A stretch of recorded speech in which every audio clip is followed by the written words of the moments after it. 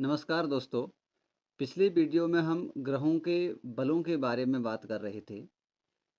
सबसे पहले जो षटबल में स्थान है वो स्थान बल का है और स्थान बल को हम मुख्य रूप से दो हिस्सों में बांटते हैं। पहले को हम बोलते हैं राशि बल। राशि बल के अंतर्गत हम देखते हैं ग्रहों का उच्च होना, अपनी मूल त्रिकोण राशि में होना, स्वराशि में होना और मित्र राशि का, शत्रु राशि का और नीच होना। इस प्रकार हम उनको उत्तरोत्तर कम बल प्रदान करते हैं। इन सब चीज़ों को हम जन्म कुंडली में देखने के साथ ही साथ इसके सूक्ष्म विश्लेषण के लिए हम इनको वर्ग कुंडलियों में भी अध्ययन करते हैं। आज हम बात करेंगे ग्रहों के स्थान बल के अंतर्गत ही भाव बल का, कि एक पत्रिका में हम लोग अपने भाव बल का विचार कैसे करते हैं। तो आइए, भाव बल जानने से पहले हम जानते हैं कि कुंडली में किन भावों को किन नाम से जाना जाता है। ये जो पहला भाव होता है इसको हम कहते हैं लग्न। ज्योतिष की भाषा में पहला भाव लग्न कहलाता है और लग्न को संज्ञा दी गई है केंद्र की। लग्न केंद्र होता है। इसके साथ ही साथ जो कुंडली का चौथा भाव होता है उसको भी हम केंद्र कहते हैं। ये कुंडली का चौथा भाव होता है। गिनती हम हमेशा इस भाव से करते हैं, इसलिए हम इसको प्रथम भाव कहेंगे, इसको हम द्वितीय भाव कहते हैं, इसको हम तीसरा भाव कहते हैं। ये कुंडली का चौथा भाव होता है। ये पंचम भाव, ये छठा भाव होता है और ये सप्तम भाव होता है। इसको हम कहते हैं कुंडली का अष्टम भाव और ये कुंडली का नवम भाव होता है। इसको दशम भाव कहा गया है।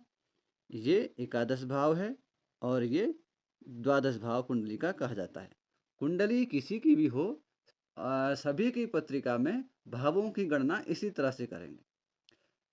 इस पत्रिका में मैंने जानबूझ करके जो सामान्य गिनती के अंक होते हैं वो मैंने इसमें नहीं लिखे, क्योंकि जो एक पत्रिका में अंक होते हैं वो सूचक होते हैं राशियों के, इसलिए मैंने यहाँ पर रोमन अंकों का उपयोग किया। तो जो पहला भाव को हमने केंद्र बोला, चौथे भाव को हमने केंद्र बोला, इसके साथ ही सप्तम भाव को भी हम केंद्र की संज्ञा देते हैं और दशम भाव भी केंद्र कहलाता है। इस प्रकार ये चार भाव केंद्र भाव कहलाए: लग्न, चतुर्थ, सप्तम और दशम। लग्न पहला भाव, चौथा भाव, सप्तम भाव और दशम भाव, इसको हम कहते हैं केंद्र भाव। और जो ग्रह हमारी पत्रिका के इन केंद्र भावों में बैठता है उसको 60 षष्ठ्यांश बल मिलता है। उसको 60 षष्ठ्यांश बल मिलता है। इसलिए भाव बल में सबसे अधिक बली ग्रह होते हैं वो जो हमारी पत्रिका के इन चार केंद्र भावों में बैठते हैं। इसके साथ ही जो हमारा लग्न होता है इसको हम त्रिकोण भी कहते हैं। इसको एक नाम और दिया गया है त्रिकोण। त्रिकोण में 3 कोने होने चाहिए। तो पहला जो कोना है वो लग्न होता है और दूसरा त्रिकोण होता है पत्रिका का दूसरा त्रिकोण पत्रिका में होता है पंचम भाव। इसको भी हम त्रिकोण कहते हैं।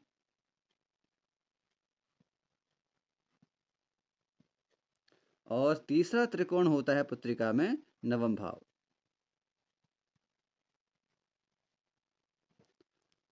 लग्न, पंचम और नवम, ये 3 भाव पत्रिका में त्रिकोण कहलाते हैं। ठीक है जी। इसके साथ ही आगे आते हैं उपचय भाव में। तो तीसरा भाव, इसको हम उपचय कहते हैं और छठे भाव को उपचय कहा गया है। दशम भाव को भी उपचय कहते हैं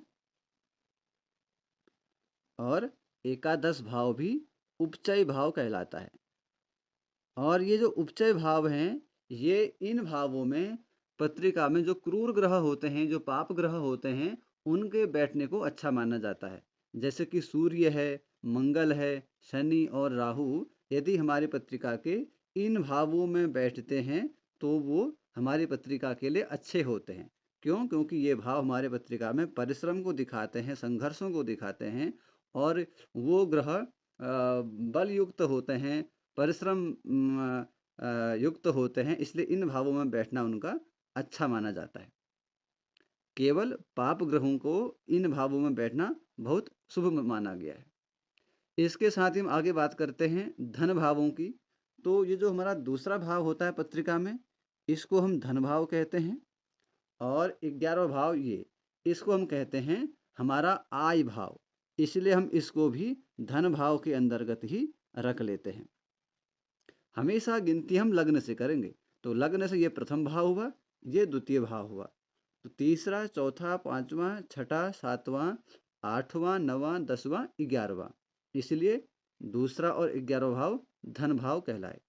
इसलिए जब भी हम पत्रिका में धन की विचार करेंगे कि किसी व्यक्ति के जीवन में कितना धन है, तो हम उसकी पत्रिका में दूसरा और 11वें भाव का विचार करेंगे।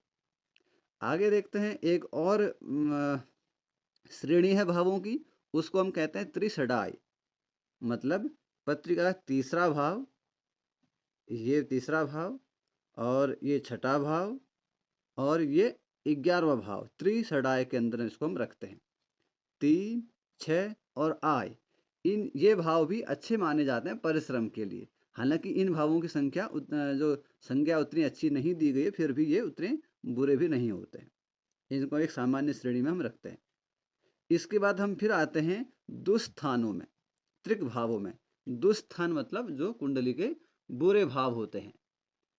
बुरे भाव कौन कौन से हैं? ये छठा भाव, इसको हमने दुस्थान बोला, त्रिक बोला हमने इस भाव को। दूसरा इसको हमने त्रिक बोला। 3, 6 और 12वां भाव, ये कुंडली के त्रिक भाव होते हैं और इन भावों में जाना ग्रहों के लिए अच्छा नहीं माना गया है। जो ग्रह इन त्रिक भावों में जाते हैं उनके बल में हानि होती है, इसलिए इन भावों में ग्रहों को जाने को अच्छा नहीं माना गया। जब हम शास्त्र की बात करते हैं कि शास्त्र किस तरह से इनके बल को जानता है, तो मैंने कहा कि जो जो केंद्र भाव थे, इन केंद्र भावों में ग्रह जब जाते हैं तो उनको मिलता है 60 षष्ठ्यांशा बल। और दूसरी संज्ञा होती है ग्रहों की पणफर की। पणफर किसे कहते हैं? दूसरे भाव को, ये दूसरा भाव, इसको एक संज्ञा दी गई है पणफर की। इसके साथ ही पंचम भाव, इसे पणफर बोलते हैं। और इसके बाद अष्टम भाव, इसको भी पणफर कहा गया है।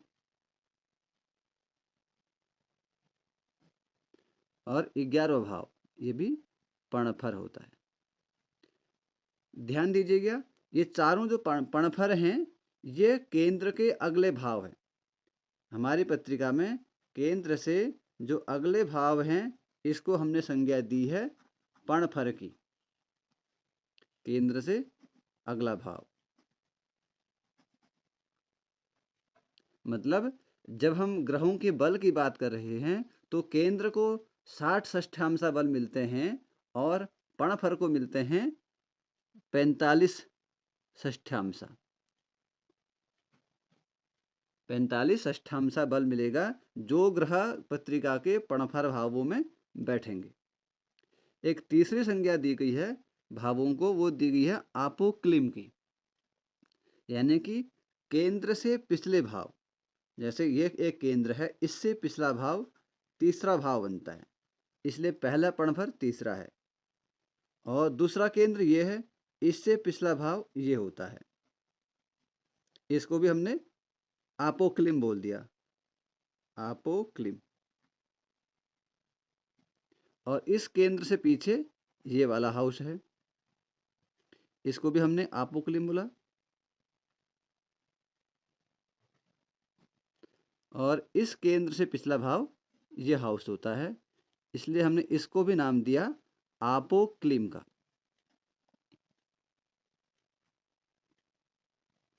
इसलिए इस आपोक्लिम भाव को शास्त्र ने 30 षष्ठ्यांशा बल दिया है।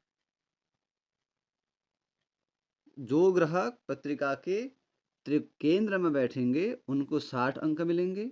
जो ग्रह कुंडली के पणफर भावों में बैठेंगे उनको जो है 45 अंक मिलेंगे, और जो ग्रह केंद्र के आपोक्लिम भाव में बैठेगा उसको 30 षष्ठ्यांश बल मिलेगा। इसको समझने का आसान तरीका ये है कि केंद्र से अगले भाव पणफर कहलाते हैं, केंद्र से पिछले भाव आपोक्लिम कहलाते हैं। आशा करते हैं आपको हमारी ये वीडियो अच्छी लगी हो।